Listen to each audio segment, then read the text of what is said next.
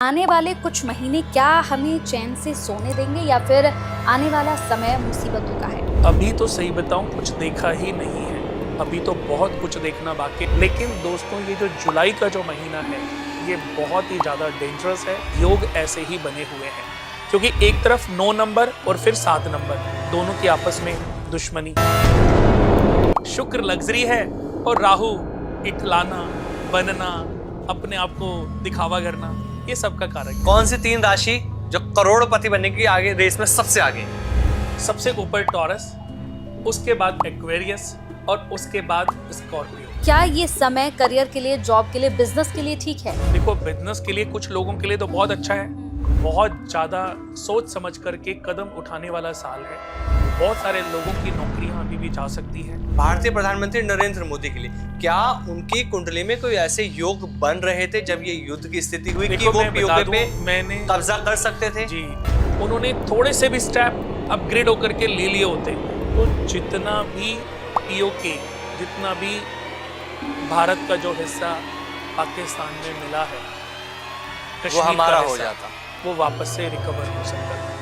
कैसे हैं आप सभी? बहुत बहुत स्वागत है आप सभी का इस शो में। मैं आप सभी के साथ हूं कंचन। आज का हमारा जो ये खास कार्यक्रम है, हमारा खास शो है, जिसमें आज हम बहुत ही खास विषय पर, खास टॉपिक पर बात करने वाले हैं। 2025 का ये साल अभी तक आधा बीत चुका है, लेकिन अभी भी कुछ महीने बाकी हैं। ये जो कुछ महीने बीते हैं, इन कुछ महीनों में आपने बहुत कुछ देखा होगा। आपने देखा भारत पाकिस्तान के बीच युद्ध हुआ, आपने देखा पहलगाम में किस तरह से आतंकी हमला हुआ, आपने भूकंप देखा, आपने बहुत सारे हादसे देखे, आपने प्लेन हादसा भी देखा। लेकिन आने वाले जो और महीने हैं वो कैसे होंगे? क्या आपको चैन की नींद सोने देंगे या फिर आने वाला समय आपको और मुश्किलों में डाल देगा? आज ऐसे बहुत सारे सवालों पर बात होने वाली है। बात करेंगे बिहार चुनाव को लेकर कि आखिर क्या हम एक बार फिर से नीतीश कुमार को मुख्यमंत्री बनते हुए देखेंगे या फिर इस बार का मुख्यमंत्री कोई और होगा? बहुत सारे ऐसे सवाल हैं जिनका जवाब आज अपने इस खास कार्यक्रम, खास शो में हम लेने वाले हैं। तो चलिए फिर आपको मिलवाते हैं हमारे खास मेहमान से। हमारे साथ लाइव डिजाइनर कुणाल जी हैं। बहुत बहुत स्वागत है सर आपका। नमस्कार। नमस्कार सर, कैसे हैं आप? मैं ठीक हूँ, आप बताइए। बस बहुत अच्छे कुणाल जी। कुणाल जी, सबसे पहले मैं आपसे ये जानना चाहूंगी, अगर हम एक ज्योतिष की दृष्टि से देखें तो आधा साल तो बीत चुका है, आने वाले कुछ महीने अभी बाकी हैं। तो आने वाले कुछ महीने क्या हमें चैन से सोने देंगे या फिर आने वाला समय मुसीबतों का है? देखिए, जैसा कि इस साल के शुरुआत में भी हमने 1-2 पॉडकास्ट किए थे और उसमें भी बात की थी हमने कि ये साल किसी भी व्यक्ति के लिए इजी नहीं है। जैसे कि इस साल में इतने सारे चेंजेस हैं जो आसानी से दूसरे सालों में देखने को नहीं मिलते। फिर सबसे बड़ी बात है इस साल का मूलांक क्या है। यानी कि आप देखो, जैसे सूर्य हो गया, चंद्रमा हो गए, मंगल हो गए, बुध हो गए और शुक्र हो गए। इन ग्रहों का गोचर तो हर साल में चेंज होता ही है। सूर्य हर महीने एक राशि से दूसरी राशि में जाते हैं, चंद्रमा हर 2.25 दिन में जाते हैं, मंगल करीबन 45 डेज में जाते हैं, शुक्र और बुध ये भी करीबन 30 से 45 दिन में एक राशि से दूसरी राशि में ट्रांजिट होते हैं। तो गोचर तो हर साल इनका चेंज ही हो रहा है क्योंकि साल में 12 महीने हैं, 365 डेज हैं। लेकिन इस साल क्यों, ये जो साल है ये क्यों दूसरे सालों से अलग है, उसके बारे में बताता हूं। पहले भी मैंने बताया था कि इस साल का जो नंबर है वो 9 नंबर है। यानी कि इस साल का जो राजा है वो मंगल है। अगर हम 2025 को जोड़ेंगे तो ये 9 नंबर आएगा। 9 नंबर मंगल का होता है। तो मंगल के हिसाब से तो ये बहुत ही पावरफुल साल होना चाहिए था, मेहनती होना चाहिए था। इस साल बहुत लोग मेहनत करके अपने जीवन में चेंजेस लेकर के आते। यानी कि कुछ ऐसे लोग जिनकी टर्नओवर अगर 1 करोड़ थी तो वो 1 करोड़ से 5 करोड़ पे पहुंच सकते थे। इस साल इतनी मेहनत हो सकती थी। लेकिन इस साल को हम 9 नंबर के बाद अगर बाद के जो 25 नंबर है इसको जोड़ें तो ये 2 और 5 ये 7 नंबर है। 7 और 9 का आपस में कोई तालमेल नहीं है, बिल्कुल भी सुटेबल नहीं है, 1% भी सुटेबल नहीं है, क्योंकि मंगल और केतु आपस में कॉम्बिनेशन, इसको अंगारक योग कहते हैं। और अंगारक योग क्या है? दो आग के गोले अगर आपस में टकरा जाएं तो उससे जो विस्फोट उत्पन्न होता है वो बहुत ज्यादा प्रलयंकारी होता है। तो ऐसा ही मंगल केतु का कॉम्बिनेशन है, जो कि अगर हम देखें तो इस साल करीबन 6 जून को बना है और जुलाई के एंड तक रहेगा। 28 जुलाई 29 जुलाई के आसपास में ये अलग होंगे। एक भाव से मंगल जो है सिंह राशि से कन्या राशि में प्रवेश कर जाएंगे, तब ये जो अंगारक योग है ये खत्म होगा। लेकिन अभी तो सही बताऊं कुछ देखा ही नहीं है, अभी तो बहुत कुछ देखना बाकी है। जैसे आपने एक सवाल किया कि जो आरंभ के जो 6 महीने जो बीते हैं, क्या हम बाद के 6 महीने चैन से सो पाएंगे? मैं कहता हूं कि बाद के तो शायद कुछ महीने फिर भी राहत दे जाएं, लेकिन दोस्तों ये जो जुलाई का जो महीना है ये बहुत ही ज्यादा डेंजरस है। इस महीने में जितना भी ध्यान रख सकते हैं अपना, अपने परिवार का, अपने पारिवारिक सदस्यों का, उतना आप रखें, क्योंकि इस समय की सबसे ज्यादा जरूरत यही है कि अपने पारिवारिक लोगों को ज्यादा इधर उधर अलग ना होने दें, व्हीकल अकेले ड्राइव ना करने, तेज ड्राइव ना करने दें, ड्रिंक जितना हो सके कम से कम करें। मैं ये बात इसलिए नहीं कर रहा हूं कि अभी एक प्लेन हादसा हुआ या जो हादसे हुए आगे भी, मैं कहता हूं नहीं भी होंगे, बट योग ऐसे ही बने हुए हैं। क्योंकि एक तरफ 9 नंबर और फिर 7 नंबर दोनों की आपस में दुश्मनी, फिर उसके बाद जो 2 और 5 जो है, 2 नंबर चंद्रमा का है और 5 नंबर मरकरी का है, बुध का है। तो 2 चंद्रमा 5 बुध, इनका भी आपस में तालमेल बिल्कुल भी अच्छा नहीं है। जैसे शनि और सूर्य का आपस में कॉम्बिनेशन अच्छा नहीं होता, वैसे ही बुध और चंद्रमा का भी आपस में कॉम्बिनेशन अच्छा नहीं होता। ये बहुत सारी बीमारियां, मैं ये नहीं कहूंगा कि कोरोना जैसी बीमारी आएगी जी, लेकिन अगर कल को कोई ऐसी बीमारी उत्पन्न हो गई, कोई ऐसा डिजास्टर आ गया, तो इसको नकारा नहीं जा सकता। कुणाल जी, जिस तरह से शुरुआत की भी आपने बात करी, शुरुआती 6 महीने के बारे में भी हमने पहले जो पॉडकास्ट करे थे उसकी प्रिडिक्शन करी थी, और वो 100% प्रिडिक्शन सच भी साबित हुई। प्लेन क्रैश भी देखा हमने, बहुत सारे हादसे देखे। अब जुलाई से दिसंबर की प्रिडिक्शन के बारे में हम लोग बात कर रहे हैं। जुलाई में गुरु बृहस्पति मिथुन में उदय हो रहे हैं और दिसंबर तक इसका प्रभाव देखने को मिलेगा। अगर मैं बात करूं तो ये 6 महीने कौन कौन सी ऐसी राशियां हो सकती हैं जिनको पर इसका प्रभाव देखने को मिल सकता है? देखिए, मिथुन राशि के ऊपर जैसे कि बृहस्पति जाएंगे तो ये कहीं ना कहीं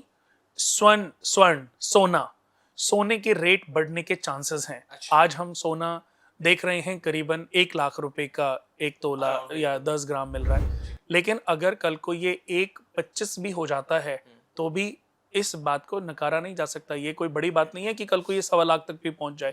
और अभी युद्ध के भी चांसेस ऐसे ही बने हुए हैं बहुत। मैंने कोई एक वीडियो सुनी थी तो उसमें देखा था कि गोल्ड सस्ता होगा, अभी गोल्ड ना खरीदें। किसी चैनल के माध्यम से या किसी व्यक्ति विशेष के माध्यम से उसने ये बातें बोली।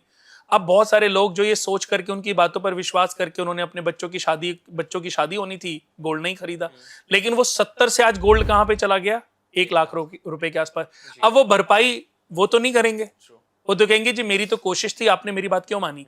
तो यहां पर यही कहना चाहूंगा कि दोस्तों, गोल्ड के जो प्राइस हैं, आज जो हालात चल रहे हैं, ये जो साल का जो कॉम्बिनेशन अंक है ये बहुत अच्छा नहीं है। बृहस्पति मिथुन राशि में ट्रांजिट होंगे और ये किससे निकल रहे हैं? वृषभ राशि से, यानी कि दैत्य गुरु शुक्राचार्य जी की राशि है वृषभ, वहां से निकल के मिथुन। हालांकि मिथुन राशि में भी वीनस बहुत अच्छे नहीं होते, इसके बाद कर्क में भी जाएंगे। लेकिन आपको मैं बता दूं कि कर्क राशि में बृहस्पति उच्च के होते हैं, लेकिन उच्च के होने के बाद भी एकमात्र बृहस्पति ऐसे ग्रह हैं जो अच्छा फल नहीं देते। यानी कि बृहस्पति अकेले जिस घर में होंगे और उच्च होने के बाद भी सिर्फ बृहस्पति हैं जो बढ़िया फल नहीं देते, अपयश दे देते हैं, कमियां दे देते हैं, प्रॉब्लम्स दे देते हैं, बीमारियां, कैंसर जैसी बड़ी बीमारी आपको पता है बृहस्पति से देखी जाती है। जितनी भी पुरुषों को सेक्सुअल प्रॉब्लम है वो बृहस्पति से ही देखी जाती है। बृहस्पति हमारे शरीर में हमारी बुद्धि, हमारे शरीर में हमारा ज्ञान, हमारा मस्तिष्क, बहुत सारी चीजों को रिप्रेजेंट करता है। हमने जीवन में कितनी एजुकेशन ली, इस एजुकेशन से कितना फायदा लिया, कितने लोगों को लाभान्वित किया, कितने लोगों को नुकसान पहुंचाया, ये सब जुपिटर से देखा जाता है। तो बृहस्पति का मिथुन राशि में जाना पहले से तो बेटर होगा, लेकिन फिर भी स्वर्ण के दाम जो है अपनी ऊंचाइयों को छुएंगे। तो इसलिए अगर किसी को भी स्वर्ण से रिलेटेड डिसीजन लेना है तो वो अभी भी समय है, ले सकते हैं। आप ये सोचिए नीचे तो नहीं जाएगा। उसके बाद बृहस्पति, कुछ राशियां ऐसी हैं जिनके लिए मैं आपको बता दूं कि बृहस्पति मिथुन राशि किसके कहां पर उदित हो रही है। अगर किसी की मेष राशि है, किसी की वृषभ राशि है, अब देखिए मेष राशि में तीसरे घर में बृहस्पति होंगे, तो मेष राशि के लिए बृहस्पति का ट्रांजिट बहुत बढ़िया है। यानी कि ऐसे लोगों का कॉन्फिडेंस बढ़ेगा और कॉन्फिडेंस से लिए गए निर्णय उन लोगों को लाभ देंगे। अगर हम बात मेष राशि की कर रहे हैं तो बृहस्पति का ट्रांजिट, बृहस्पति का चेंज उन लोगों के लिए बहुत अच्छा है। भाग्य को मजबूती देगा, मैरिड लाइफ को अच्छा करेगा और प्रॉफिट बढ़ेगा। इसके बाद वृषभ राशि, वृषभ राशि के हिसाब से अगर हम बृहस्पति देखें तो सेकंड हाउस में होंगे। सेकंड हाउस में धन बढ़ेगा, मित्र का सपोर्ट मिलेगा, परिवार के साथ मेल जोल, प्यार बढ़ेगा। पत्नी के साथ भी आपका अगर रिलेशन खराब हो रहा था तो वो भी रिलेशन काफी हद तक ठीक होने वाला है। तो वृषभ राशि के हिसाब से भी बृहस्पति का ट्रांजिट अच्छा है। कोई रोग, ऋण, शत्रुओं से प्रॉब्लम चल रही थी, कोई बीमारी परेशान कर रही थी, तो उस बीमारी से भी मुक्ति मिलेगी। उसके बाद बृहस्पति आठवें घर, सातवीं दृष्टि से आठवें घर को देख रहे हैं, तो आयु में भी वृद्धि होने के योग है। आयु पे जो संकट मंडरा रहे थे वहां लाभ मिलेगा। उसके बाद बिजनेस में भी उछाल आने के चांस है, यानी कि अगर आप बिजनेस कोई करना चाहते हैं, कर रहे हैं, तो उसमें भी आपको बेनिफिट मिलेगा। फिर मिथुन राशि के हिसाब से भी बृहस्पति की पोजीशन बहुत अच्छी है। कर्क राशि के हिसाब से बृहस्पति की पोजीशन अच्छी नहीं, क्योंकि कर्क राशि के हिसाब से बृहस्पति 12वें घर में जाएंगे। जैसे अगर मैं मिथुन राशि की बात करूं तो मिथुन राशि लगन में आ गए, तो लगन से विद्या भाव को देख रहे हैं, संतान भाव को देख रहे हैं, संतान अपग्रेड होंगी, संतानों की तरफ से जो परेशानियां चल रही थी उनसे मुक्ति मिलेगी। मैरिड लाइफ, पार्टनरशिप से रिलेटेड जो प्रॉब्लम थी उसमें परेशानियां खत्म होंगी और बेनिफिट बढ़ने शुरू हो जाएंगे। मैरिड लाइफ भी मजबूत होगी और पार्टनरशिप भी मजबूत होगी, और पार्टनरशिप्स के साथ जो भी काम कर रहे थे उसमें तरक्की होने वाली है। उसके बाद बृहस्पति की भाग्य के स्थान पे दृष्टि, तो मिथुन राशि के हिसाब से भी बृहस्पति की स्थिति बहुत बढ़िया। कर्क राशि के हिसाब से बढ़िया नहीं है, क्योंकि कर्क राशि के हिसाब से बृहस्पति लॉस घर में है। लॉस घर में होने से कुछ खर्च बढ़ेंगे और खर्चों की वजह से जो जमा पूंजी है उसमें नुकसान हो सकता है, उसमें प्रॉब्लम आ सकती है, यानी कि कोई प्रॉपर्टी बिक सकती है। सिंह राशि के हिसाब से प्रॉफिट मिलने वाला है, प्रॉफिट आएगा, यानी कि बाद के 6 महीने में प्रॉफिट बढ़ने के चांस है। कोई पैसा रुका हुआ है, कोई पैसा मरा हुआ है, कोई पैसा किसी को कर्ज दिया हो, तो अचानक से वो आ सकता है। कोई घर में मांगलिक कार्य हो सकता है, आप बेटे की शादी के लिए सोच रहे हैं, आप बेटे की शादी के लिए कोई मांगलिक कार्य करने का सोच रहे हैं, तो उसमें सफलता मिल सकती है। बच्चे को एजुकेशन के लिए विदेश भेजने के बारे में सोच रहे हैं, तो उसमें भी आपको लाभ मिल सकता है। तो देखा जाए तो सिंह राशि के हिसाब से मैरिड लाइफ अच्छी रहेगी, आपकी बच्चों की एजुकेशन अच्छी रहेगी, और कोई प्रॉपर्टी खरीदना चाहते हैं, कोई प्रॉपर्टी खरीदने के बारे में सोच रहे हैं, तो वो भी। कन्या राशि के बारे में अगर मैं देखूं तो कन्या राशि के हिसाब से जो जुपिटर हैं, बृहस्पति हैं, वो 10th घर में होंगे। धन बढ़ेगा, परिवार के साथ रिलेशन कॉम्बिनेशन बढ़ेगा। दूर दराज रहते हैं तो परिवार के साथ एक लंबा समय बिताने का मौका भी आप लोगों को मिल सकता है। कोई प्रॉपर्टी खरीद सकते हैं, और कोई ऋण होगा तो ऋण उतरेगा, अगर ऋण नहीं है तो कोई ना कोई कर्ज चढ़ सकता है। इससे पहले कोई कर्जा चढ़े, कोई मुसीबत आए, छोटा मोटा कोई कर्ज लेने से भी आप उस बड़ी प्रॉब्लम से मुक्त हो सकते हैं। तो तुला राशि के हिसाब से बृहस्पति भाग्य के घर में रहेंगे, भाग्य को मजबूत करेंगे, हेल्थ ठीक रहेगी। हेल्थ के ऊपर जो भी परेशानियां से जूझ रहा था व्यक्ति, उन चीजों में व्यक्ति को सपोर्ट मिलेगी। तो ये मैं आपको बता रहा हूं कि बृहस्पति हर राशि के हिसाब से अलग अलग भाव में विचरण कर रहे हैं। उसके बाद पराक्रम बढ़ेगा, कॉन्फिडेंस बढ़ेगा, पारिवारिक सदस्यों के साथ तालमेल बढ़ेगा। भाई के साथ अगर संबंध खराब चल रहे थे तो वो संबंध भी आपके मजबूत होंगे, अच्छे होंगे। तो तुला राशि के हिसाब से भी मैंने बताया बहुत बढ़िया। लेकिन वृश्चिक राशि के हिसाब से अगर मैं बृहस्पति का गोचर देखूं तो बृहस्पति 8वें घर में, कोई बीमारी, बड़ी बीमारी, कैंसर या बड़ी बीमारी, इन्फेक्शन, किडनी जैसी बड़ी बीमारी, पैनक्रियाज में, अगर कोई भी, मैं ये नहीं कह रहा हूं कि सबको होगी, पर अगर इससे रिलेटेड जरा सी भी प्रॉब्लम आपको चल रही है, किसी को चल रही है, तो फौरन उसका सही से ट्रीटमेंट कराएं, क्योंकि ये छोटी बीमारी बड़ी बीमारी का रूप ले सकती है। पाइल्स हो सकते हैं, पाइल्स से रिलेटेड प्रॉब्लम हो सकती है। तो 8वें घर में बृहस्पति को अच्छा नहीं माना गया। हालांकि दृष्टि अच्छी है कि अगर कोई बड़ी प्रॉब्लम आती है तो पैसा उत्पन्न हो जाएगा, पैसा कहीं ना कहीं से आ जाएगा, मरा हुआ पैसा भी प्राप्त हो जाएगा, पैसा भी जुड़ेगा। अगर बहुत दिन से पैसा नहीं जुड़ रहा था तो जुड़ेगा। उसके बाद बहुत दिन से कोई प्रॉपर्टी खरीदना चाहते हैं तो प्रॉपर्टी मिल सकती है, कोई गाड़ी खरीद सकते हैं। ये वृश्चिक राशि के हिसाब से मैंने बताया। इसके बाद धनु राशि, धनु राशि के हिसाब से बृहस्पति 7th हाउस में है। 7th हाउस लाभ स्थान को देख रहे हैं, लगन को देख रहे हैं, पराक्रम भाव को देख रहे हैं, और बैठे कहां पर है? 7th house. Day to day income, परिवार, पत्नी का घर है, पार्टनर का घर है, तो वहां से फायदा मिलेगा। अगर बच्चों की शादी नहीं हुई है और धनु राशि है तो शादी होने के चांसेस हैं, पार्टनर मिलने के चांसेस हैं। अगर शादी हो गई है तो बच्चे होने के चांसेस हैं, पुत्र सुख प्राप्त होने के चांसेस हैं, प्रॉफिट बढ़ेगा, कोई मांगलिक घर में कोई मांगलिक वातावरण होगा, मांगलिक कार्य हो सकता है, हेल्थ ठीक रहेगी। यानी कि भाई बहनों की तरफ से, खुद की तरफ से, परिवार की तरफ से, पत्नी की तरफ से, प्रॉपर्टी की तरफ से खुशहाली रहने वाली है। धनु राशि के लिए बृहस्पति की ट्रांजिट बहुत अच्छी है। मकर राशि के हिसाब से बृहस्पति 6ठे घर में, कोई बड़ी बीमारी उत्पन्न हो सकती है, कोई आपके पैसे को मार सकता है, कोई आपके ऊपर षड्यंत्र रख सकता है, कोई कानूनी कार्रवाई हो सकती है, कोई नेगेटिव चीजें आपके ऊपर हावी हो सकती है, आप उल्टे सीधी चीजों में फंस सकते हो, गवर्नमेंट रिलेटेड कोई प्रॉब्लम उत्पन्न हो सकती है। तो ये आपको ध्यान रखना है। बिजनेस अगर कोई करना चाहता है तो बिजनेस की तरफ से अगर मैं देखूं तो कोई बिजनेस की स्टार्टिंग, प्रॉफिट आएगा नहीं आएगा ये अलग बात है, लेकिन कोई बिजनेस शुरू हो सकता है, क्योंकि बृहस्पति 10th हाउस को देख रहा है। लॉस, खर्चों पर नियंत्रण होगा, ये लेकिन परिवार के दूसरे सदस्य खर्चे को बढ़ा करके आपकी जो इनकम है, जो उसको कैलकुलेशन है कि बजट जो उसको बिगाड़ सकते हैं। फिर धन के कोई ना कोई एक दो स्रोत और उत्पन्न होते, जैसे मैंने बताया कि बिजनेस होने के चांसेस हैं, लेकिन क्योंकि बृहस्पति धन भाव को भी देख रहे हैं तो बिजनेस से प्रॉफिट आने के चांसेस बढ़े हुए हैं। अगर आप सोच रहे हैं तो 100% बिजनेस करना चाहिए। कुंभ राशि के हिसाब से बृहस्पति 5वें घर में बैठे हैं, मिथुन राशि 5वें घर में उदित हो रही है। 5वें घर से भाग्य स्थान को, लाभ स्थान को और लगन को, यानी कि जितने भी लोगों की कुंभ राशि है उनके लिए अगले जो 6 महीने हैं वो बहुत अच्छे हो सकते हैं। अब मैं इसको, अगर कोई भी कि बृहस्पति भाग्य, लक बढ़ेगा, मजबूत होगा, विदेश ट्रैवल हो सकता है, विदेश से कोई बेनिफिट मिल सकता है, प्रॉफिट आ सकता है, कोई मांगलिक कार्य हो सकता है, हेल्थ ठीक रहेगी। बृहस्पति 5वें घर में बैठे संतानों की तरफ से भी चल रही परेशानियों से मुक्ति मिलेगी। तो कुंभ राशि के हिसाब से बहुत बढ़िया है। अब लास्ट राशि है मीन राशि। मीन राशि के हिसाब से बात करूं तो बृहस्पति 4थे घर में जाएंगे। 4था घर किसका है? माता का। इनकम, आय, भूमि, वाहन उत्पन्न हो सकती है, बढ़ सकती है। बृहस्पति के बारे में एक कहावत है कि बृहस्पति जिस घर में अकेले होते हैं, उच्च के होते हैं, बिल्कुल अच्छे नहीं होते। लेकिन मिथुन राशि में बृहस्पति अच्छे फल दे सकते हैं। मिथुन राशि में बृहस्पति का फल व्यक्ति को अच्छा प्राप्त हो सकता है। यानी कि मीन राशि के हिसाब से 4थे घर में बृहस्पति प्रॉपर्टी खरीदना चाहते हैं, कोई लकी ड्रॉ में आपने ड्रॉ डाला है, आपकी प्रॉपर्टी निकल सकती है। कोई प्रॉपर्टी के माध्यम से बड़ी इनकम इजाफा हो सकता है। कोई प्रॉपर्टी आप बेचना चाहते हैं, नहीं बिकी, बहुत अच्छी प्राइस में बिक सकती है।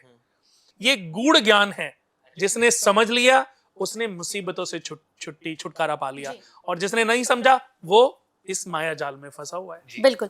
कुणाल जी, आपने सारी राशियों के बारे में यहाँ पर बताया। मैं अब आपसे पूछना चाहूंगी कि ऐसी एक राशि आप किसे मानते हैं जो बिल्कुल फाइटर है, मतलब कभी हार ही नहीं मानती है जिंदगी में? देखो, एक राशि कहना तो बड़ा मुश्किल है, क्योंकि कुछ ऐसी राशियां हैं जो कभी हार नहीं मानती।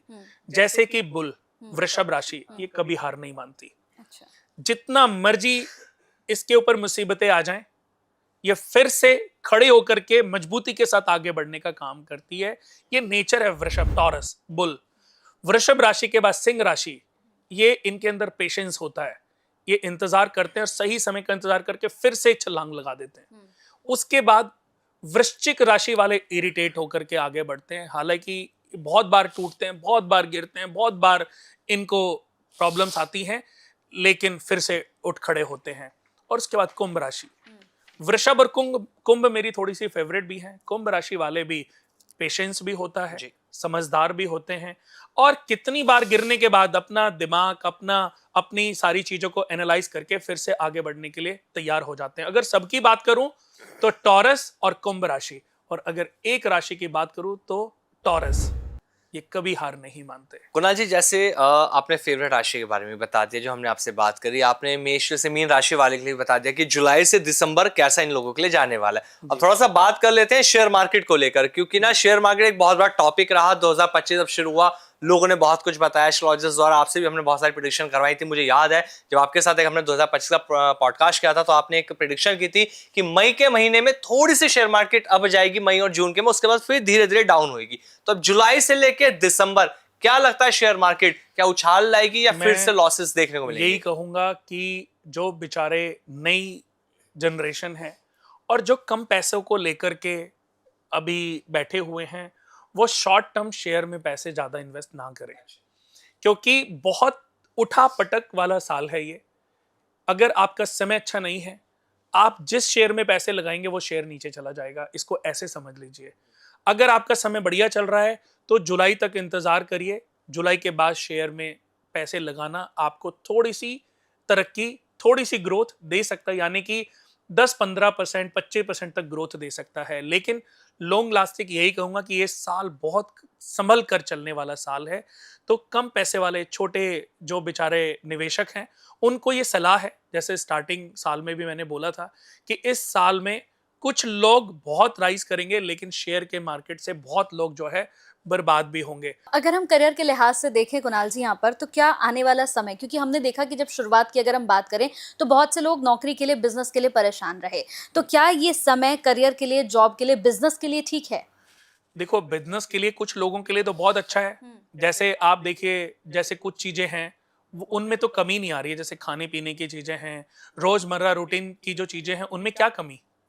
लेकिन अभी कोई जैसे कंट्रीज में आपस में आप देख रहे हो लड़ाइयाँ हो रही हैं, तो जब ऐसी लड़ाइयाँ होती हैं तो आदमी अपने शौक के बारे में ज्यादा नहीं सोचता, सिर्फ राशन पानी तो चीजें घर में रख लेता है, लेकिन उसको बोलो कि अपने प्लान के बारे में बताओ, कहाँ इन्वेस्टमेंट करोगे, कौन सी प्रॉपर्टी खरीदोगे, वो इन सब चीजों में दिमाग नहीं लगाएगा। तो ऐसे ही मैं नौकरी की अगर बात करूं, तो ये नौकरी भी बहुत ज्यादा सोच समझ करके कदम उठाने वाला साल है। बहुत सारे लोगों की नौकरियां अभी भी जा सकती हैं, यानी कि अगर मैं बात करूं तो बहुत सारे लोगों को यूएस से, अभी मैं यूएस ट्रिप पे था 1 महीना, तो यूएस में भी बहुत सारे लोगों को, करीबन लाखों लोगों को नौकरी से अभी वो बेघर हुए हैं। अभी उनके पास बैकअप है, पिछले कुछ सालों उन्होंने अच्छी कमाई करी थी, उस कमाई से उन्होंने अपना अच्छा बैलेंस बनाया हुआ है, लेकिन वो भी खत्म हो सकता है। तो बहुत समझदारी वाला साल है ये।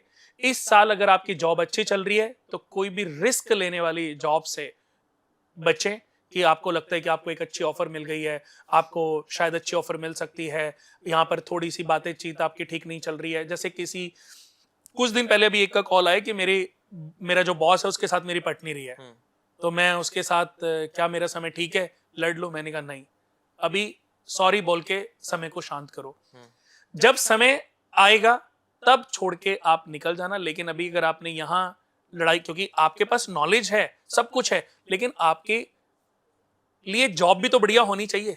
अगर आपको कल को जॉब अच्छी नहीं मिली तो फिर क्या करोगे?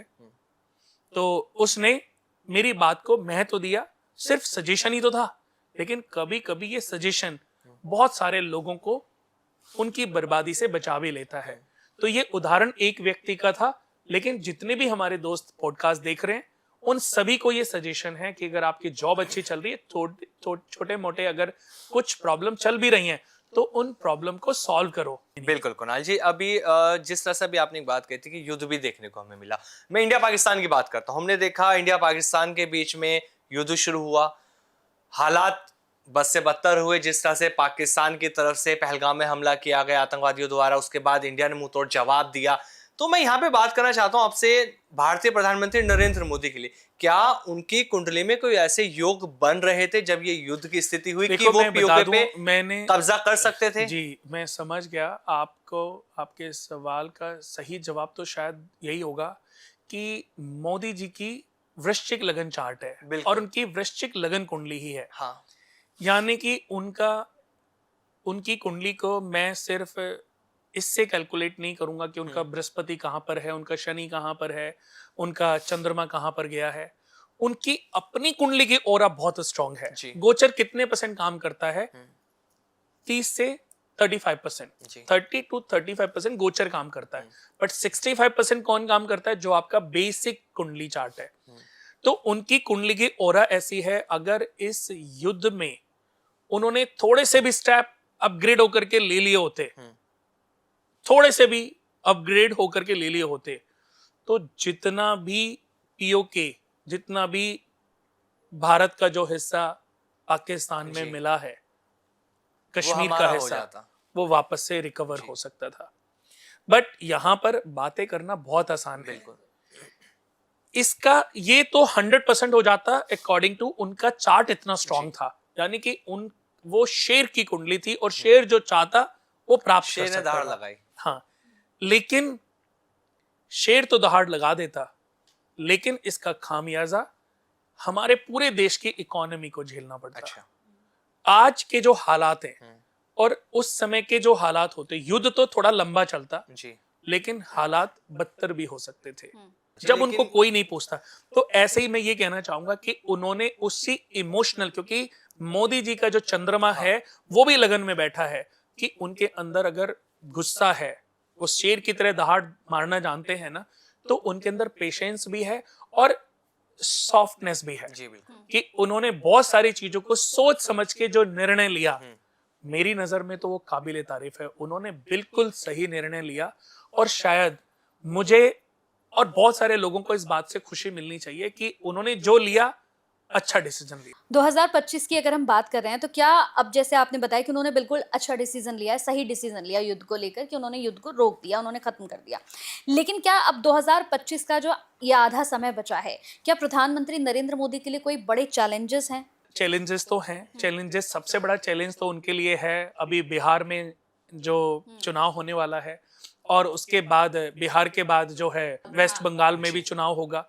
तो वहां इस बार के जो चुनाव हैं वो थोड़े से चैलेंजेस तो उनके लिए हैं। और मैं ये भी आपको बता दूं कि जो पश्चिम बंगाल का जो चुनाव है उसको जीतना इजी नहीं है, बिल्कुल। क्योंकि वहां अपना एक अलग षड्यंत्र रचा हुआ है लोगों ने। तो वहां पर चैलेंज थोड़ा ज्यादा है, और मैं यही कहूंगा कि वहां अगर जीतने का अगर मैं परसेंटेज बोलूं तो 30 से 40% चांस है। मैं बिहार की बात करूं तो यहाँ 70 to 90% चांस है। यहाँ चांसेस हैं क्योंकि नीतीश कुमार जी की भी कुंडली, उनकी जो राशि है वृश्चिक राशि है, और हमारे देश के जो पीएम है उनकी राशि भी वृश्चिक राशि है। तो अभी अगले जो 2-2.5 साल हैं, अगले जो 2-2.5 साल हैं सुखों के बड़े हुए हैं, पावर के बड़े हुए हैं, क्योंकि गोचर के हिसाब से अगर मैं बात करूं तो दोनों का साल, दोनों के जो अगले 2-3 साल हैं वो अच्छे हैं। तो फिर से मैं पूरे 5 साल के लिए तो नहीं बोलूंगा, लेकिन एक पार्ट तो उनको फिर से सीएम बनने का मौका मिल सकता है, या ऐसा भी हो सकता है कि उनको पीएम की तरफ से, हमारे देश के जो पीएम है उनकी तरफ से कैबिनेट में कोई ना कोई बड़ी पोजीशन, बड़ा मंत्रालय उनको मिल सके।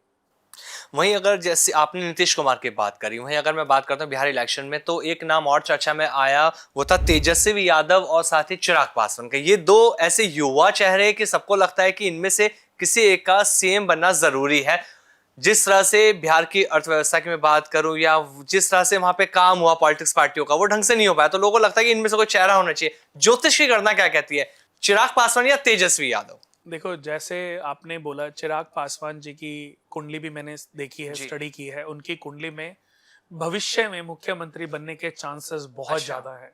मैं कंपेयर करूं तेजस्वी यादव जी से, तो मैं ये देखता हूं कि चिराग पासवान की जो कुंडली है वो बहुत ही पावरफुल है, और भविष्य में ये दोनों ही अपने आने वाले समय में मुख्यमंत्री बनेंगे। इसको मैं डिनाई नहीं कर सकता, क्योंकि ये योग तो वो लेके बैठे हैं, ये योग तो वो लेके बैठे हैं कि आने वाले समय में, अभी के लिए स्ट्रगल है, बट समय आएगा कि एक समय ऐसा भी होगा कि इनके मुख्यमंत्री पद पर बनने के चांसेस बढ़ेंगे भी, और ये बनेंगे भी। तो जेडीयू और बीजेपी का गठबंधन क्या कंटिन्यू रहेगा या टूट सकता है? रहेगा, क्योंकि अभी ऑप्शन भी नहीं है। अभी अगर देखा जाए तो नीतीश कुमार जी की एज भी काफी हो चली है। अब वो देखो, पहले जो भी मर्जी उनके बारे में लोग बोलते हों या जो भी चीजें उन्होंने करी हो, अच्छी बुरी पे मैं नहीं जा रहा हूँ, बट मैं यही कहना चाहूंगा कि वो समय था।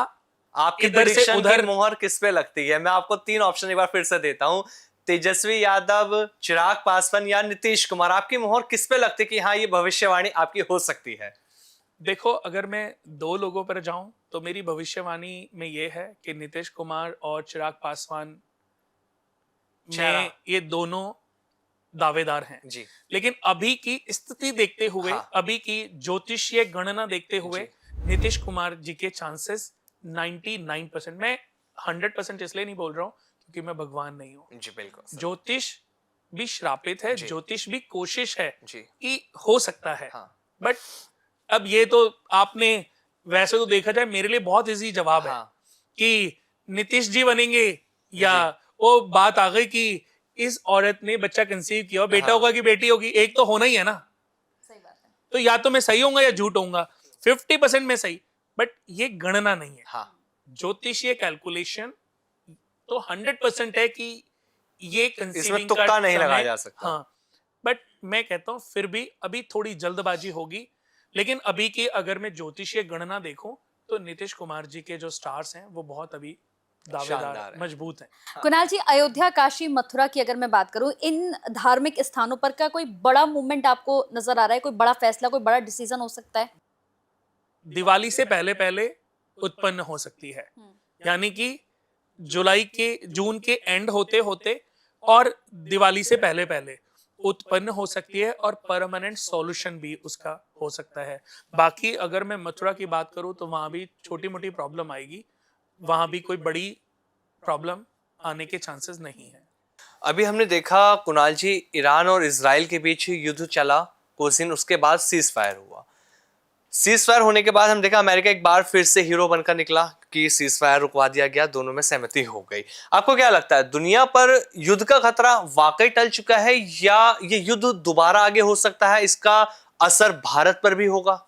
देखो, इसका सही जवाब मैं दूं कि ईरान को भी और इजराइल को भी, दोनों को ये समझ आ गया कि इस लड़ाई से कितनी तबाही उनकी हुई है। बिल्कुल। इजराइल को भी समझ आ गया और ईरान को भी। और दूर से बैठ करके कोई मजे ले रहा था। कहते ना वो बिल्ली की बंदर बाट में बंदर मजे ले गया। वो कैसे मजे ले गया कि 2 बिल्लियां एक रोटी पे लड़ रही थी। हाँ। 2 बिल्लियां एक रोटी पे लड़ रही थी। तो उन्होंने कहा कि, बंदर ने पूछा कि तुम लड़ क्यों रहे हो? जी। तो उन्होंने बोला कि इसको बराबर बराबर बांटना है। हाँ। लेकिन मुझे पता है कि ये भी बराबर नहीं बांटेगा कि बिल्ली। उस बिल्ली ने कहा ये भी बराबर नहीं बांटेगी। तो बंदर ने कहा इसमें क्या बड़ी बात, मैं बांट देता हूं। तो उसने कहा ये सही है। तो उसने एक तराजू एक तरफ रख दिया, एक तरफ हल्का सा पलड़ा ऊपर था, एक नीचे था। तो उसने उसमें से रोटी तोड़ी और खा ली कि ये मैं खा लूं क्योंकि इसके तोड़ने से बराबर हो जाएगा। हाँ। कि उसने कहा हाँ, दोनों ने सहमति दिखाई, उसने वो खा ली कि अब ये वाला पलड़ा है। तो फिर उसमें से तोड़ा एक टुकड़ा, खा लिया। फिर उसमें से फिर उसमें से फिर उसमें से करते करते दोनों के पास 6 रोटियों में से अब बची नहीं, हाँ। 1 रोटी बची। तो उसने बोला ये कि ये देखो, मैंने तुम दोनों की मैंने तुम दोनों का शेयर जो बांटा है, मैंने जो ये मेहनत करी है हाँ। रोटी बांटने में, तो मेरी मेहनत का भी तो फल होना चाहिए। हाँ। लास्ट की रोटी वो खा गया। तो अमेरिका ये कर गया। तो अब मैं, ये तो आप बोल रहे हो, मैं ये तो नहीं बोलूंगा क्योंकि मैं यूएस विजिट करता रहता हूँ। बाहर का आदमी हमेशा ऐसे ही मजे ले जाता है। जी। अब बात आते हैं उन 2 बिल्लियों पर, या बात करते हैं इजराइल पर और ईरान पर। तो इन दोनों की लड़ाई में उन दोनों को यह समझ आ चुका कि उन्होंने क्या खोया है। तो अभी लड़ाई होने के चांसेस, जितनी भी लड़ाई प्रॉब्लम आएगी, ये 2 महीने जो हैं according to planet position dangerous हैं। जब ये 2 महीने खत्म होंगे, यानी कि अगर कोई भी प्रॉब्लम उत्पन्न हुई, तो मैं आपको बता दूं कि ये अभी इसी महीने उत्पन्न हो सकती है, अगले महीने उत्पन्न हो सकती है। जुलाई का महीना निकलने के बाद शांति धीरे धीरे बढ़ती चली जाएगी। एक आखिरी प्रेडिक्शन इस पॉडकास्ट की आपसे, फिर 1-2 छोटे छोटे सवाल और होंगे जो आपसे किए जाएंगे। जिस तरह से युद्ध हमने देखा, ईरान इजराइल की हमने बात कर ली, इंडिया पाकिस्तान की भी हमने बात कर ली, आपको क्या लगता है जिस तरह से लोगों की मानसिकता बन चुकी है कि जो देश है वो तीसरे विश्व युद्ध की तरफ जा रहा है, थर्ड वर्ल्ड वॉर हो सकता है, क्या ये प्रिडिक्ट किया जा ये सकता है? हाँ, बिल्कुल किया जा सकता था और बिल्कुल ये साल ऐसा ही है हाँ। कि इस साल हम तीसरे विश्व युद्ध की तरफ बढ़ रहे थे। जो शुरुआती आसार थे ना, जी। जनवरी के बाद से वो ऐसे ही थे। मार्च के बाद वो और प्रबल हुए। अप्रैल में जब इंडिया और पाकिस्तान का आपस में जो युद्ध हुआ, तो ऐसे चांसेस हद से ज्यादा, यानी कि 50% अपग्रेड हो गए थे कि तीसरा विश्व युद्ध हो सकता है। लेकिन जो भी यूएसए ने जो भी भागीदारी निभाई हो जी। या जो भी वजह बना हो ये युद्ध में सीज फायर होने का, या पाकिस्तान या इजराइल और ईरान में, सही बताऊं तो तीसरा विश्व युद्ध होते होते टलने की तरफ मुड़ चुका है। अच्छा। और मैं बता दूं कि अगर दोबारा से युद्ध हुआ किसी भी कंट्री में, क्योंकि अभी भी देखो रशिया और यूक्रेन में प्रॉब्लम चल रही है, इजराइल और ईरान में प्रॉब्लम चल रही है, और इधर भारत और पाकिस्तान की प्रॉब्लम है। अभी अगले 1 सवा महीना जो बचा है, इस महीने भी कुछ भी हो सकता है। एक छोटी सी लापरवाही या एक छोटा सा ईगो स्टंट जी। बड़ी प्रॉब्लम दे सकता है। लेकिन चलो ये तो एक अलग बात हो गई कि प्रॉब्लम का नुकसान तो होगा, ये तो बात सोचने वाली बात है, लेकिन होने के चांसेस अभी भी हैं। जुलाई अगर निकल गया तो उसके बाद फिर चांसेस जो हैं वो 10% रह जाएंगे। अभी अगर 60 to 70% है, फिर 10% रह जाएंगे। मतलब ये कहना भी गलत नहीं होगा कि अगर जुलाई तक कंट्रियों में आपस में कोई डिस्प्यूट नहीं होता, कोई भी प्रॉब्लम नहीं आती, तो मुझे लगता है कि आगे आने वाले समय में कोई भी युद्ध जो है, वो जो तीसरा विश्व युद्ध का जो माहौल है, ये नहीं होगा। और अभी के जो सितारे हैं वो ऐसे नहीं बन रहे कि अब ये प्रॉब्लम जो है तीसरे विश्व युद्ध तक जाए, क्योंकि तीसरे विश्व युद्ध के लिए अब तक युद्ध हो चुका होता, अब अभी भी ये कंट्री आपस में लड़ रही होती। कुणाल जी, एक ऐसा योग जिसके बारे में जानना चाहूंगी जो रोडपति से इंसान को करोड़पति बना देता है। अखंड साम्राज्य योग। अच्छा। अखंड साम्राज्य योग सिर्फ 4 लगन चार्ट में बनता है, या तो वृषभ लगन में, या वृश्चिक लगन में, या कुंभ लगन में, या सिंह लगन में।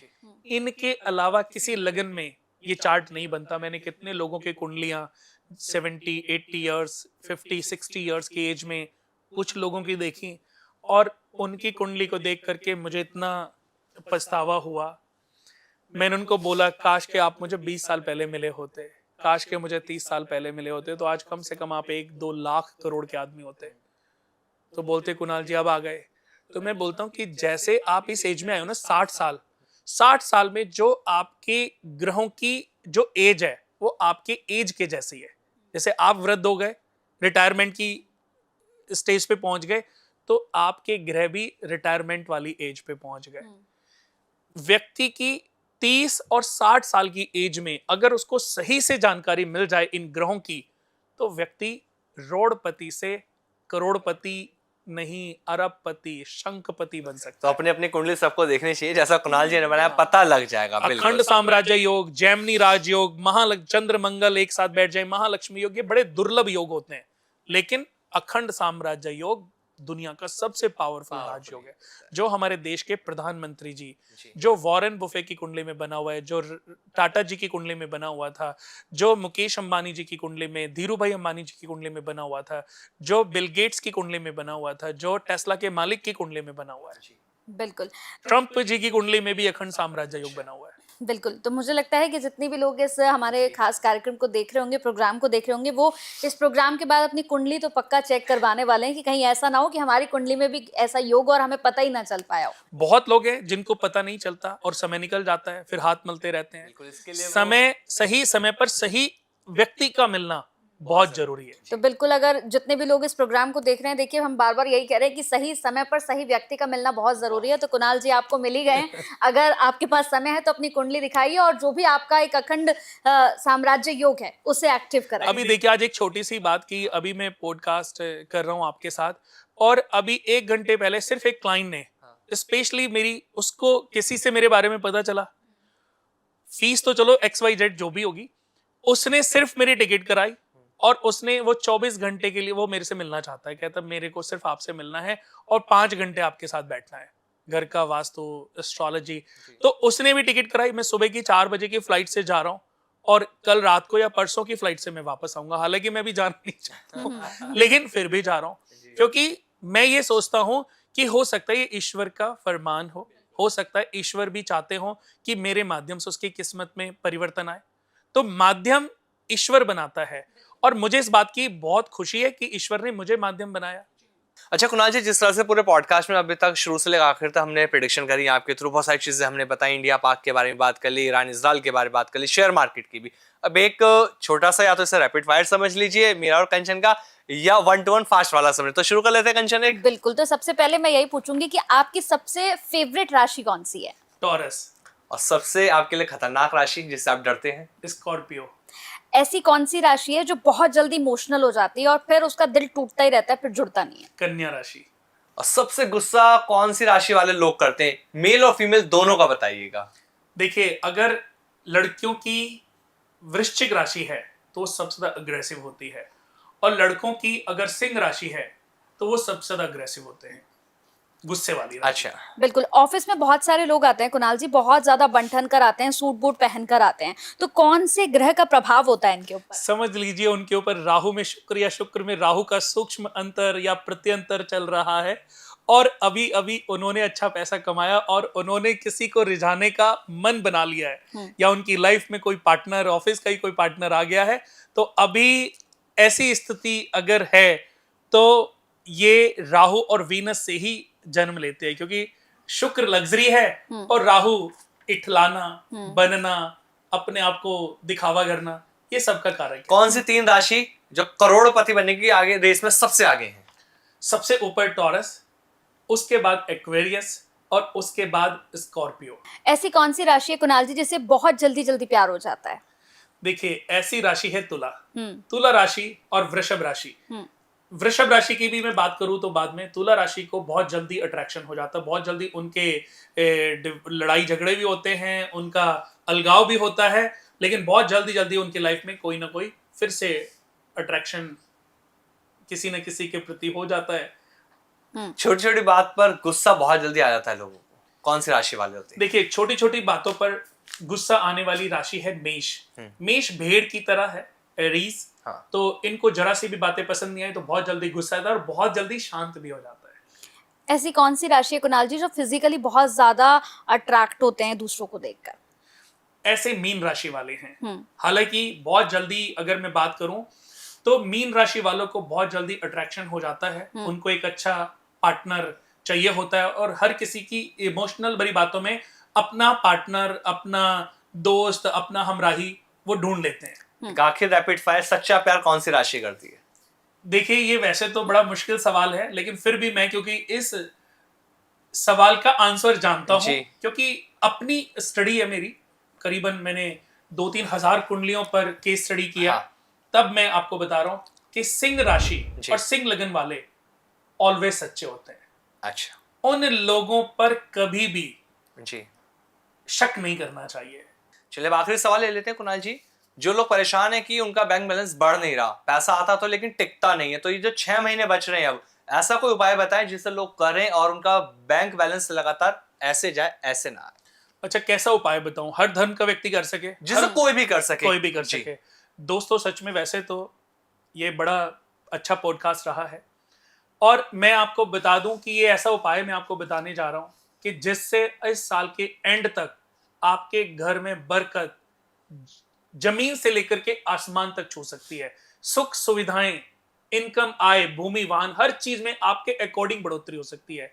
घर में एक दिन, घर में हफ्ते में एक दिन, शुक्रवार का दिन चुन लें तो बहुत अच्छा है, सोमवार का दिन चुन लें, संडे का दिन चुन लें। एक साथ बैठ करके खाना खाएं। और शुक्रवार के दिन घर की जो स्त्री है, पत्नी, बहन या माता जो भी है, वो अपने हाथ से कुछ भी सफेद मीठा बनाए और अपने हाथ से सबकी प्लेट में डाल करके उनको खिलाए। ये इतना प्यारा और दुर्लभ उपाय है कि हर घर, हर जाति, हर व्यक्ति विशेष के घर में ये बरकत लेकर के आएगा। माँ लक्ष्मी ऐसा नहीं कि वो हिंदुओं की है, मुस्लिम्स की नहीं है, सिखों की नहीं है या क्रिश्चियंस की नहीं है। माँ लक्ष्मी का मतलब है एक ऊर्जा, वो ऊर्जा सबकी है। इस उपाय को करिए और उसके बाद इस साल के एंड तक अपनी किस्मत को बदलता हुआ देखिए। बिल्कुल, बहुत शानदार उपाय भी आपने बता दिया और बहुत शानदार पॉडकास्ट रहा, और सबसे मजेदार जो रैपिड फायर आपने दिया लोगों को बहुत ही पसंद आने वाला है। और आपकी प्रिडिक्शन लाजवाब रहती हैं, लास्ट टाइम भी हमने की थी, वो एकदम प्रिडिक्शन आपकी अच्छी निकली। इस बार भी लोग जो है पॉडकास्ट देखें वो यही कहेंगे कि जो कुणाल जी ने बताया वो एकदम एक्यूरेट बताया। तो जो भी कोई सवाल आपका कुछ रहा जो हमने नहीं पूछा, कमेंट करके बात कर सकते हैं। डिस्क्रिप्शन पूरी डिटेल, आपका जो भी कमेंट है होगा उसका आंसर कुणाल जी की तरफ से आपको दिया जाएगा। बहुत धन्यवाद कुणाल जी हमारे इस पॉडकास्ट में आने के लिए। नमस्कार सर। Thank you. नमस्कार।